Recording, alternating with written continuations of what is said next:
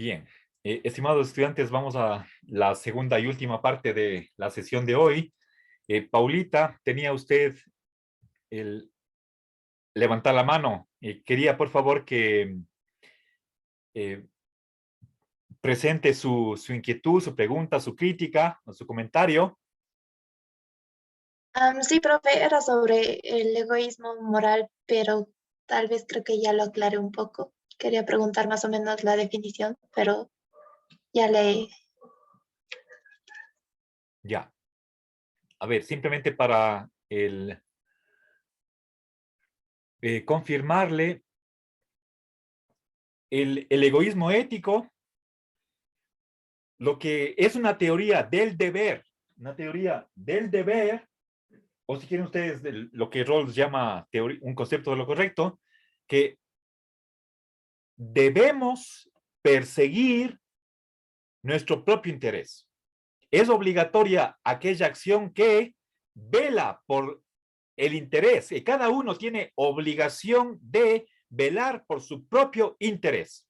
Ese es el enunciado del egoísmo ético. El egoísmo ético no simplemente dice los seres humanos persiguen su propio interés, sino como obligación. Para que sea teoría ética tiene que aparecer la palabra obligatorio o deber. Es una teoría del deber, ¿sí? Que para Rawls no es una teoría ética. ¿Sí? Bueno, gracias por su pregunta. Si no hay ninguna otra pregunta, eh, opinión, comentario o crítica, voy a continuar con la clase. Bien, voy a añadir dos críticas más que hace Rawls al utilitarismo. Una siguiente crítica, ya voy por la tercera. Recuerden aquí, esta es una primera razón. Esta es segunda. Vamos a la tercera. Que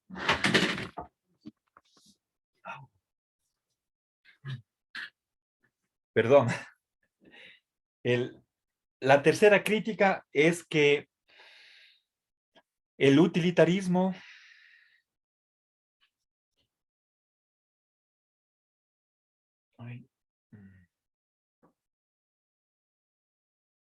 no respeta la inviolabilidad de las personas.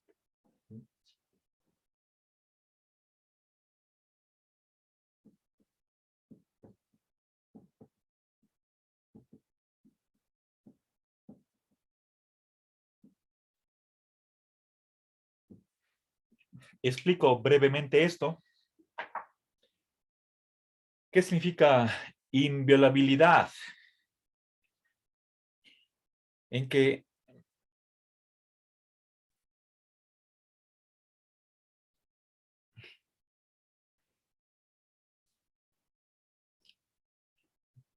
cada persona tiene ciertos derechos que deben ser intocables. Por ejemplo, el derecho a la vida, el derecho a no ser torturado. Según el utilitarismo, dependiendo de qué acción produce esta maximización del bien, entonces eso es lo que determina lo obligatorio, lo que hay que hacer, lo que se debe hacer. Pero pensemos no tanto en relaciones interpersonales, sino más bien en el contexto de la organización política, jurídica de la sociedad. Y por supuesto podríamos trasladar rebasar ese ámbito de lo nacional, del Estado, y aplicarlo a las relaciones internacionales, a nivel de la humanidad, del género humano. Bueno, eso es algo que lo hace Rawls, pero ese no es nuestro problema. Estamos nosotros en teoría de la justicia, ¿sí?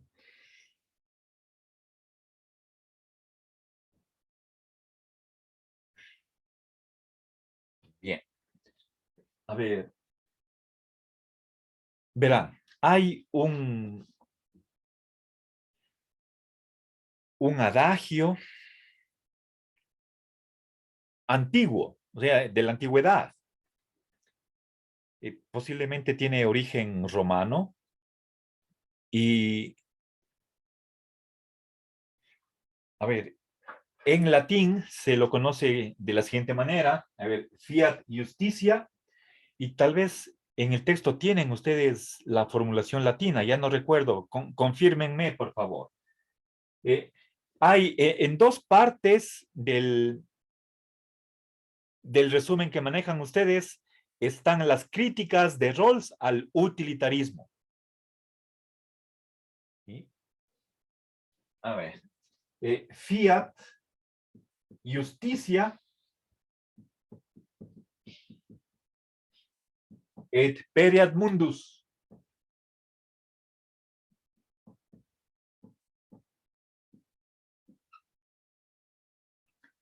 ¿Qué significa? Hágase justicia y que perezca el mundo. Y, por ejemplo, la situación en la que nosotros deberíamos pensar es la de que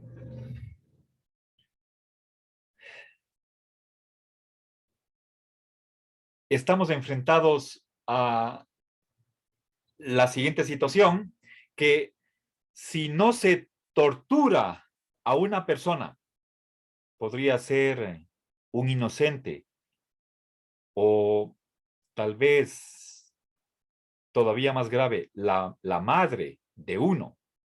Si es que no se tortura hasta la muerte a esa persona, que no es un terrorista, que no es una persona que no ha hecho ningún mal a nadie y que podría ser nuestra madre. Bueno, ahí hay dos variantes. Lo de la madre dejemos a un lado porque eso es todavía muchísimo más radical. Quedémonos con un desconocido, ¿sí? Pero que no es un malhechor, no es un antisocial, no es un terrorista. Torturar a esa persona inocente hasta la muerte,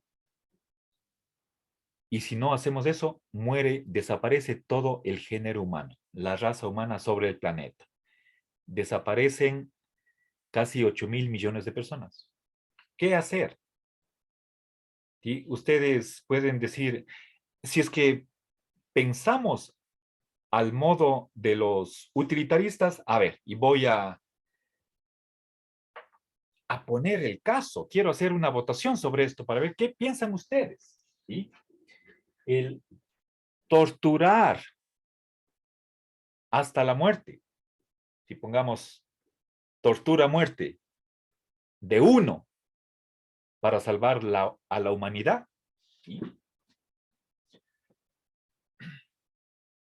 Nuevamente es cuestión de deber, obligación, ¿sí?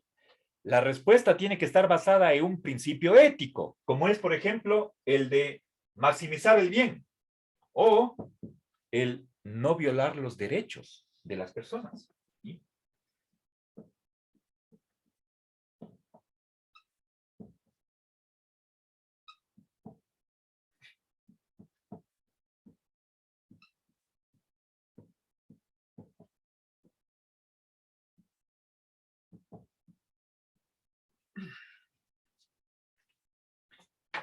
Bien. A ver, pero es aquí a una persona. ¿Sí?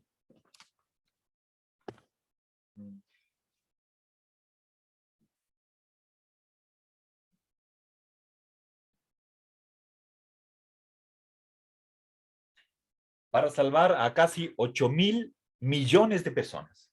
¿Sí o no? Los utilitaristas dicen que sí.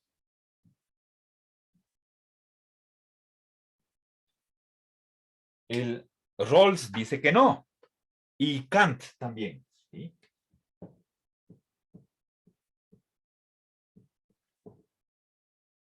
Bien, ¿en qué posición se encuentran ustedes?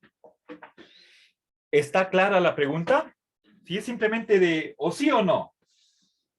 Se debería matar a una persona, pero no simplemente poniéndole una inyección letal y muera en paz, sino a través de la tortura. Esto es lo grave, ¿sí? Pero ¿cuál es el beneficio? De que estamos salvando a todo el género humano. ¿Qué harían? No, perdón, la pregunta no es ¿qué harían ustedes? ¿Sí? No es que, no les pido que ustedes se van a poner en la posición del torturador. No, no, no, no es eso. Hay otra persona, llamémosle, hay un verdugo que va a hacer ese trabajo. ¿Aprobaríamos que mate a través de la tortura a esa persona para que todos nos salvemos?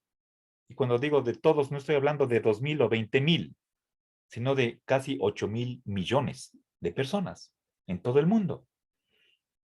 ¿Vale, vale la pena que muera uno para salvar a todos? O la posición de Kant. Kant es uno de los que repite esta frase, ¿sí? Que se haga justicia. ¿Qué significa hacer justicia? Respete la vida, la integridad física de un individuo, incluso aunque fuera un criminal. Yo estaba diciendo un inocente, o la madre de uno que todavía es un ser especial para nosotros. Incluso así fuera de un terrorista, un malhechor, un criminal, el peor del mundo, merece que la humanidad sea salvada a costa de hacerle esto a ese malhechor. Bueno, verán, o sea, hay muchísimas variantes, pero que en el fondo esto no hay cómo quitar. ¿A quién torturamos? Ustedes imagínense. No voy a dejar abierta la pregunta. Pensemos en un inocente. Dejemos las otras posibilidades de lado. Pensemos a un inocente, alguien que no ha hecho mal a nadie, pero no es un familiar nuestro, ni conocido ni amigo. Es un desconocido, un cualquiera. Permitiríamos, nosotros legitimaríamos, aprobaríamos desde el punto de vista moral que muera esa persona a través de la tortura para salvar a la humanidad, ¿sí o no? ¿Está clara la pregunta? Ya, entonces vamos a ver, nuevamente vayamos a la galería y alcen la mano los que están de acuerdo con el utilitarismo. Sí matar al inocente. A ver, alcen la mano quienes están en contra y contamos. Queridos estudiantes, este es el resultado de la votación. Obviamente es una situación, si quieren ustedes, imaginaria, pero que nos hace tomar una posición. Nos obliga a que nosotros evaluemos un principio para ver si estamos de acuerdo o no por las consecuencias. ¿Sí? Bien, el utilitarismo aquí tiene minoría, minoría y aquí mayoría. Entonces, aquí hay una inconsistencia en la posición de ustedes.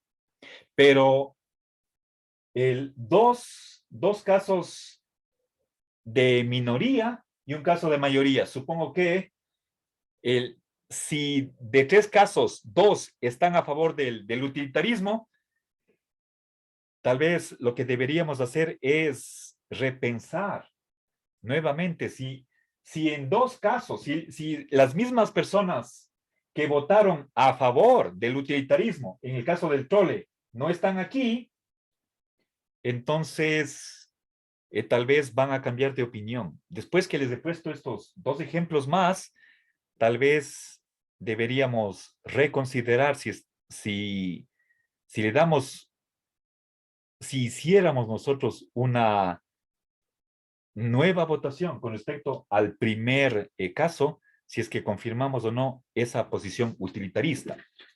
Bueno, pero eso es cuestión personal de ustedes como estudiantes. El utilitarismo no puede ser que tenga un criterio diferente. Si ahí simplemente en todos estos casos es cuestión numérica, donde hay menos muertes. Eso es lo que hay que hacer. Y punto. ¿Sí? Bueno, Ahora,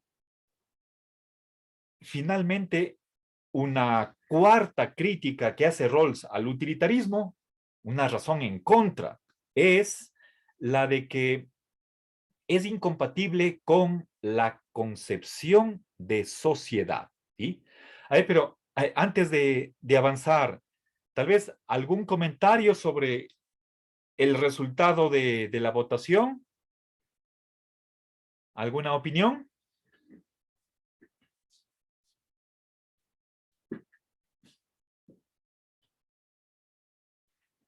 ¿No? Entonces, el avanzo. Según Rawls, el utilitarismo es incompatible con la concepción de la sociedad como una empresa de cooperación para beneficio mutuo. ¿Sí?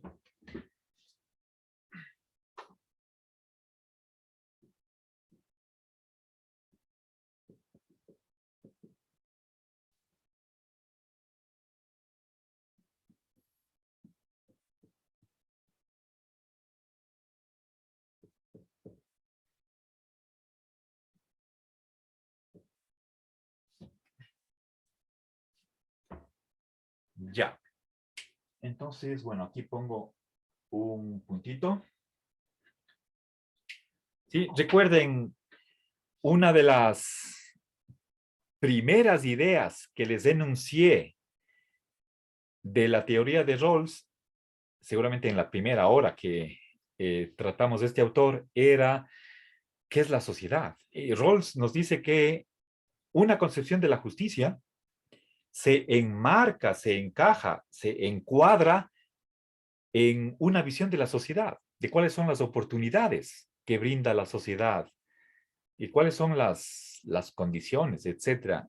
Eso va a influenciar sobre qué creemos que es la justicia. ¿Qué es la sociedad para Rawls? Una empresa de cooperación, ¿sí? No es de competición o competencia, es de cooperación. ¿Y de qué tipo? Para beneficio mutuo, para que todos salgan ganando, en lugar de que haya un ganador y un perdedor. Bueno, entonces, de acuerdo a esa visión de sociedad, entre otras razones, esta es simplemente la cuarta razón, queda eliminado el utilitarismo y es la segunda teoría eliminada. Y así, Rawls en el texto, en el libro, una teoría de la justicia, da razones para eliminar las otras teorías éticas restantes y con eso termina la primera parte de la teoría contractual. Y ahora vamos a pasar a la segunda parte, que es la cuestión de cuáles son los principios de la justicia. ¿Sí? Entonces voy a hacer aquí una pausa, voy a tomar una foto del pizarrón. A ver, queridos estudiantes, vamos a continuar, pero antes de ver la segunda parte, o si quieren ustedes tal vez como una introducción a esa segunda parte de la teoría contractualista, tengo que contextualizar un poco. Entonces, hagamos un recuento de lo que hemos hecho hasta ahora. Estamos pensando bueno, en realidad, en el caso de Rawls, no es solamente en determinar los principios de la justicia, porque según él, la justicia está a la base, perdón, de las instituciones básicas de la sociedad. Entonces, estamos pensando en una refundación de la sociedad. Si nosotros tuviéramos que pensar en cómo deberíamos reorganizar la sociedad, entonces deberíamos entrar en este proceso de imaginarnos que vamos a hacer una gran asamblea, una gran convención para sentar las bases de las reglas de convivencia social, cuyo fundamento están en los principios de la justicia y a su vez los cuales se van a basar en un consenso. Para que sea posible esa unanimidad, todos los que participan en esa gran asamblea se olvidan de quiénes son. No conocen su identidad, porque eso nos va a separar. Eso, si es que yo voy a la reunión como Marcelo Vázquez, ambateño, y Vázquez Carrasco, profesor de la Universidad de Cuenca, profesor principal de la Universidad de Cuenca, profesor de filosofía, que tiene tales y tales títulos, tal currículo. Eso me separa de otras personas. Y yo puedo, si es que conozco quién soy, en qué posición, disculpen si me puse como ejemplo si es que conozco en qué posición en la jerarquía social yo estoy, a qué clase social pertenezco, qué hago en la vida, cómo me gano mis ingresos, qué propiedades tengo. Eso va a influenciar al momento de hacer propuestas de ley. Entonces, para que nadie pueda hacer eso, vamos allá simplemente como seres humanos. ¿Sí? Nos ponemos el velo de ignorancia. Y al momento de entrar a la asamblea nos olvidamos de quiénes somos. Y ahí empezamos a discutir simplemente como seres humanos. No sabemos quiénes somos. Ya. Ahora, lanzamos propuestas primero de una teoría ética, eso ya hicimos, y a la final, bueno, no a la final, sino quizás como el objetivo principal, pero no el único, de esta grandísima asamblea, es pongámonos de acuerdo sobre cuáles son los principios de la justicia. Y estamos pensando en justicia distributiva. Es decir, ¿qué le toca a quién? ¿Quién se lleva qué? ¿Sí? Recuerden el ejemplo del pastel. ¿Sí? O ese otro ejemplo de, bueno, era estadística de los bienes que hay en el mundo y la población mundial. ¿Sí? ¿Qué parte del pastel se va a llevar quién? En eso pensamos, ¿sí?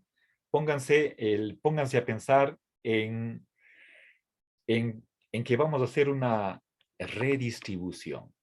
Y nosotros como aula, como curso, estamos 27 personas. Imaginémonos que nosotros somos los miembros de la sociedad y hay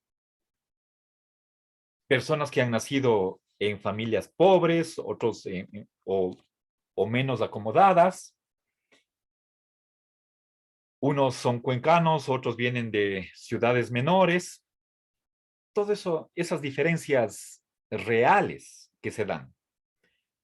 Y por supuesto, unos están más aventajados que otros. Y como hay una supuesta preocupación igualitarista detrás de la teoría de Rawls, lo cual puede discutirse y no voy a insistir en eso, entonces,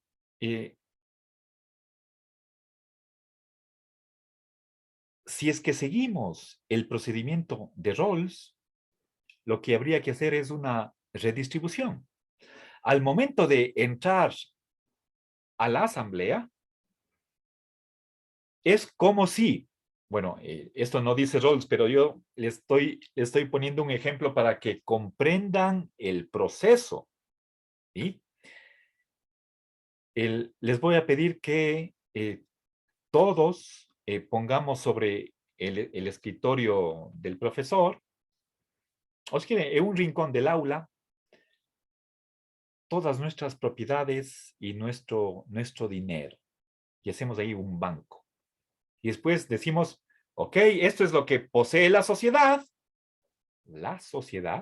lo que hay a disposición de todos, y vamos ahora a, a ver cómo repartimos esos bienes, tanto propiedades como riqueza. Entonces, con qué principios vamos a hacer ese reparto, esa división? Eso es lo que veremos la próxima clase. Bueno, ustedes ya que acabaron de procesar el texto, ya saben cuáles son las respuestas que da Rawls. Entonces, veremos ya queda para la próxima semana. Por favor, les pido que empiecen ya a procesar el texto de Nozick, que será el siguiente autor que vamos a tratar. Muchas gracias, un buen fin de semana.